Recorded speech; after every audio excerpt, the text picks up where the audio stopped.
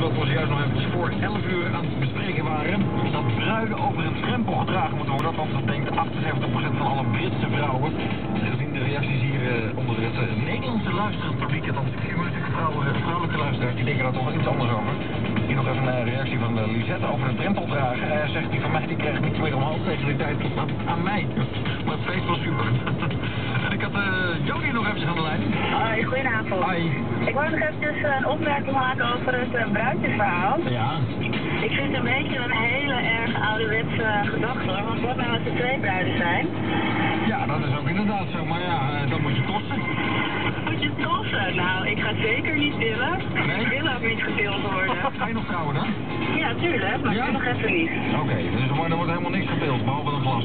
Juist. Kijk, nou, ik sta dat lekker allemaal stillen. Oké. Hoi hoi. Goed, doei. Doei. Edwin, het was over!